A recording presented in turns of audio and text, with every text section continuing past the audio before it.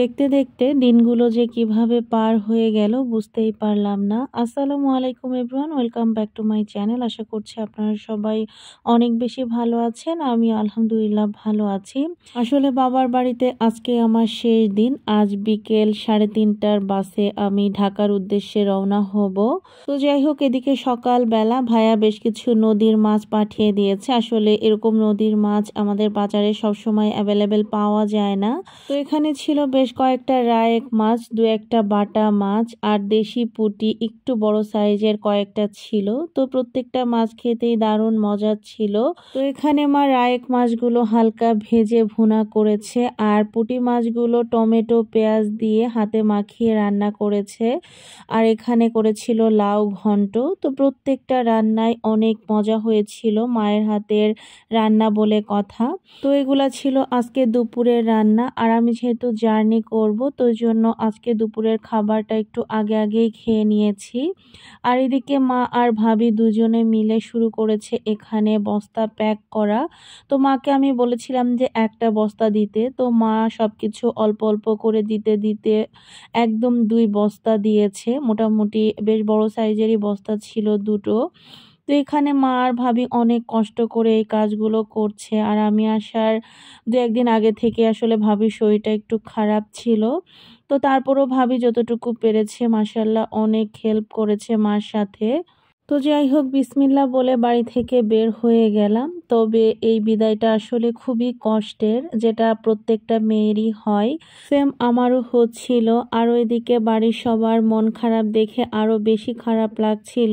এদিকে আব্বা মা ভাইয়া ভাবি সবাই অনেক কান্না করেছে। বিশেষ করে জারিফের জন্য সবার বেশি মন খারাপ হচ্ছিল। আসলে ছোট বাচ্চাদের জন্যই কিন্তু বেশি মন খারাপ লাগে সবার। তো এখানে মা অটোতে বসে বসে জারিফকে ধরেও অনেক কান্না করতেছিল। আর এদিকে ভিডিওতে তো আপনারা অলরেডি দেখতেই পাচ্ছেন জারিফেরও কিন্তু মনটা ভীষণ খারাপ ছিল, বিশেষ করে ওর বোনের জন্য। তো আফরাকে আসলে আমরা যখন বাড়ি থেকে বের হয়েছি তখনই ওকে ভাইয়া বাজারে নিয়ে গিয়েছে, তা না হলে আফরা অনেক কান্না করত। তো ওই জন্যই মূলত মামুনির মাইন্ডটা কনভার্ট করার জন্য ভাইয়া ওকে একটু বাজারে নিয়ে গিয়েছে। আর এদিকে দেখতেই পাচ্ছেন হাটগোপালপুর এসে আমরা এখানে বাসের জন্য ওয়েট করছিলাম। তো বাস আসতে আসতে আসলে মোটামুটি বেশ দেরি করেছে। যে টাইমে আসার কথা ছিল তার থেকেও প্রায় আধা ঘন্টা পরে এসেছে।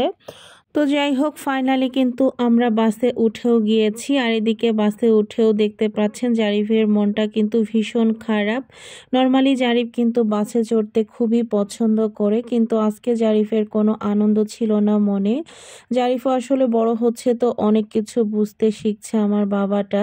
আর এদিকে যেহেতু অনেকদিন বাড়িতে থেকে বাড়ি ছেড়ে ঢাকায় চলে আসি, তো আমার মনটাও আসলে ভীষণ খারাপ ছিল, যেটা বলার অপেক্ষা রাখে না। তবে আমার বাবাটা আমার সাথে থাকায় আগের থেকে কষ্ট অনেকটাই এখন আমার কম হয়। আমার বাচ্চাটা আসলে আমাকে অনেক বুঝে। পুরো রাস্তা সে আমাকে কিভাবে যে বুঝে এসেছে, যেটা আমি আপনাদেরকে বলে বোঝাতে পারবো না। আমাকে সে একটুও ডিস্টার্ব করেনি, একদম লক্ষ্যে একটা বাচ্চার মতো সে আমার সাথে ছিল মাশাআল্লাহ।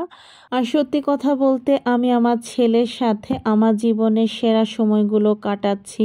এটা আমার কাছে মনে হয় যে পৃথিবীর সব মায়ের কাছেই তাই। তো আমি আমার বাচ্চাটার সাথে প্রত্যেকটা মুহূর্তই এনজয় করি মাশাআল্লাহ। তো যাই হোক, এখানে 10 মিনিটের জন্য বিরতি দিয়েছিল যাতে সবাই একটু ওয়াশরুমে যেতে পারে বা কিছু খাইতে পারে। তো আমি একটু ওয়াশরুমে গিয়েছিলাম, তারপরে এখান থেকে একটা ঝালমুড়ি নিয়ে বাসে উঠে যাই। আর এদিকে ওই যে বললাম আমার বাবাটা আজকে আমাকে একদমই জ্বালায়নি। তো জারিফও ওখান থেকে একটা ছোট্ট ওয়েফার, তারপরে একটা ছোট্ট বিস্কিট, এই দুটোই বোধহয় নিয়েছিল। এর বেশি কিছু আর নেয়নি জারিফ ওখান থেকে। তো কথা বলতে বলতে অলরেডি কিন্তু আমি এখন পদ্মা সেতুতে চলে এসেছি। আর বিকেলে জার্নিটা আমার কাছে চমৎকার লেগেছে, বাস আসতে একটু দেরি করলেও। আর কোথাও কিন্তু আমাদের একটুও দেরি হয়নি, আমরা একদম সময় মতোই ঢাকায় পৌঁছাতে পেরেছিলাম আলহামদুলিল্লাহ। তো এই যে আমরা এখন আমাদের একদম আফতাবনগরের গেটের সামনে এসে নেমেছি। তো এখানে আমি আর জারিফ ওর বাবার জন্য ওয়েট করছিলাম। আসলে আমাদেরকে নামানোর কথা ছিল এক জায়গায়, তবে বাস আর একটু সামনের দিকে এসে নামিয়ে দিয়েছে। তো এই যে এখন কিন্তু জারিফের বাবাও চলে এসেছে, আর জারিফ তার বাবাকে দেখে একটু লজ্জা লজ্জা পাচ্ছিল, যদিও বাবার জন্য তার একদম মন প্রাণ ছুটে গিয়েছিল বাড়ি থেকেই। তো আমরা রাস্তা পার হয়ে ওখান থেকে দুজন দুইটা রিক্সা নিয়ে নিয়েছি, একটাতে আমি আর জারিফ ছিলাম আর একটাতে জারিফের বাবা সব কিছু নিয়ে বসেছিল। তো ফাইনালি এখন আমরা লিফটে, সেটা তো আপনারা অলরেডি দেখতেই পাচ্ছেন। তো আমার আজকের ভিডিওটি আপনাদের কাছে কেমন লেগেছে অবশ্যই কিন্তু কমেন্টস করে জানাতে ভুলবেন না। তো সবাই ভালো থাকবেন, সুস্থ থাকবেন, আমাদের জন্য দোয়া করবেন। আল্লাহ হাফেজ।